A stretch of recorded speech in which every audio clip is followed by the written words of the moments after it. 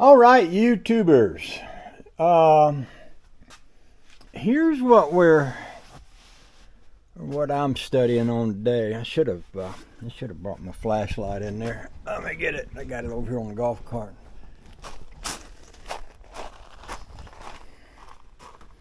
There it is, right there. So yesterday we got a pretty good job done on the headliner. It's good from here all the way back to there, and that is the whole top part of the headliner done. But the next part is going to be on doing the interior, which is going to be that part there, and this part that goes over here, and this part here, and then all of this part down through here. Now, I want you to think about this. This should be insulated up here. You see those holes and that's airspace there? That should be insulated. So if I cover this or close this up, I won't be able to get insulation into this. And I need some into it behind this window, across here, across there. And then from the underside, I can work from the underside. But I was thinking about getting me a piece of Luan and bending it and putting it in water and letting it warp and cutting it to fit that and then covering that and putting that up there. But if I do that, I close access to that part back there and to this part over here. You can get into this part through here, but if I close that up, you wouldn't be able to. So really the next thing I have to do is I've got to do some kind of insulation, and I'd like to get insulation all the way up that window track, all the way to that front corner. And I've been thinking about how to do it. And see, there's a section here that now I want to insulate around that window, but I don't want to insulate down in here where the window goes. Because if I do, then the insulation will get in the way of the window itself. So I have to think about how I'm going to manage that too. I was thinking about, I've got a bag of leftover foam insulation that I used in the ceiling up here.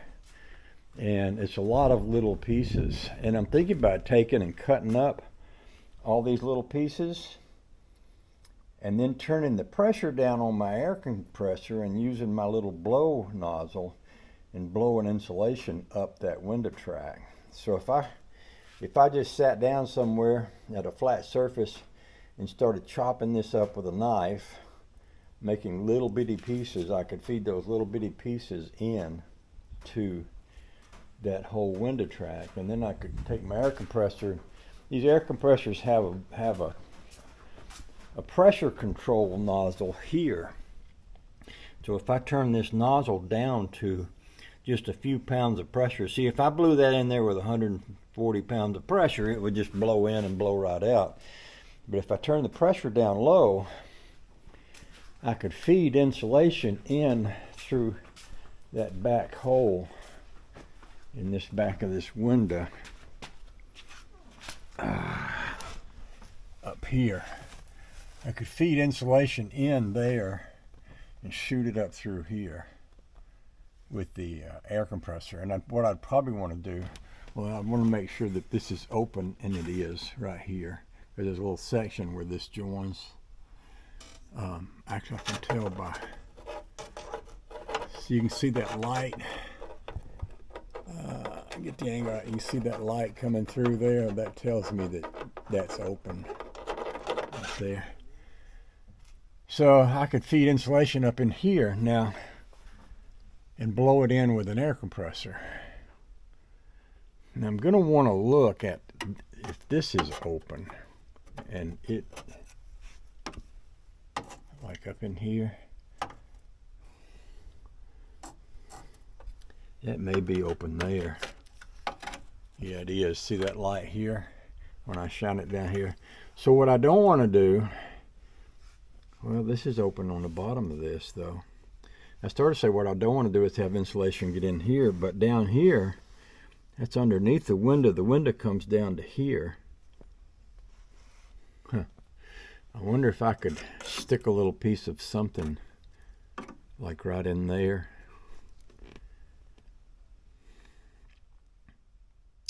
Now there's really no way to get behind that window to put in insulation, but they do make, I saw last night where they made some spray-on sound deadener, and it's used to insulate, well actually not to insulate, but to sound deaden doors. But I'm thinking it might also work as a as an insulating material. So maybe I could put the window up and spray some sound deadener back in there. So you can't take this off, like on a door panel like this. You can take the panel off and you can see behind what's working the windows back there. But this section back here, you can't do that with. This might be a good place to slip some of that foam that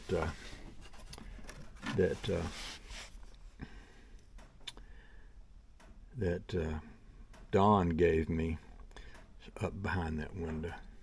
It might also be possible to take this window frame off and put some insulation down in that way. Lots to study on here. Yeah, see there's open body sections down in there too, around the top of that fender and stuff like that. I got a lot to think about, and I need to make up my mind, because that's gonna take up. I need to think on this some more before I do anything, I believe. Yeah, I think that's what I need to do, is take a moment and think. Now what I could do is I could go ahead and see if I've got enough of that material like that left over to do the door panels. That would at least make it look a lot nicer. I might do that. I might measure these door panels and then get this roll and roll it out on that table and see if I can get those four doors out of this material. And I could go ahead and work on that now. And I would also be able to see inside those door panels where the windows are, or grease them up, and maybe put some of that kind of foam. Don said he uses this inside of doors for this very reason, to put some insulation in there that the windows go up and down so it won't block the mechanism. So that might be a good direction to go in. And I could start with that one over there. Y'all sent me those stickers and I appreciate it. Cutworm sent me quite a few of those. I had one on there from Mr. Chevy Man, but it came unstuck. But since that one doesn't have any material on it, I could do that one first, and that would give me a chance to see what it looks like. Another thing I've thought about doing on this one is putting a little rubber pad down here, because when I go to sling my foot out, very often I wind up kicking that door. So I might want to get me like a floor mat and put a little rubber pad down there so that I kick that instead of kicking the insulation. But let's get some of that insulation and put it on the table and see how much we got and see how much we need to do what we need to do.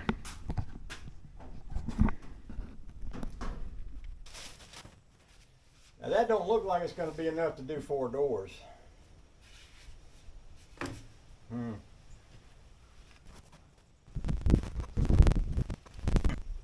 Yeah, that won't do. That won't do 4 doors. It would do that section in the back I was talking about, where I do those little, turn the loo on and do those little corner pieces. That would do those, and it would probably do the part across the back. What I might do is save this for that, and then go online and see if I can find me some of that. And I could do it in a different color. It doesn't have to be red. I think like a light blue might look pretty good. But I believe that piece would do that part right there in that back corner, which would kind of give us a finished look to that. And then whatever I put up the sides could be something else. I don't know what. Let's go look online and see. I bought that material online, so maybe I can find some more. See what I paid for that. Oh, the joy. So I found some material I can afford, and I think it's enough to do those 4 door panels. It's 55 inches by 118 inches, and it's black with the blue striping, which I think would look good in that car, because that car is black with that blue, with those blue flames on it. So I think using this to do the door panels would be awesome. So I've ordered those up. They're going to be a few days getting here. So once they get here, we'll see what we got, make sure we got enough to do it, and then we'll do the doors. Oh, the joy. That does mean I'm going to put off doing the interior, but I've just about finished the headliner, so I think that maybe we could stop there, or maybe just move on to trying to figure out the insulation till this stuff gets here. We'll see what happens.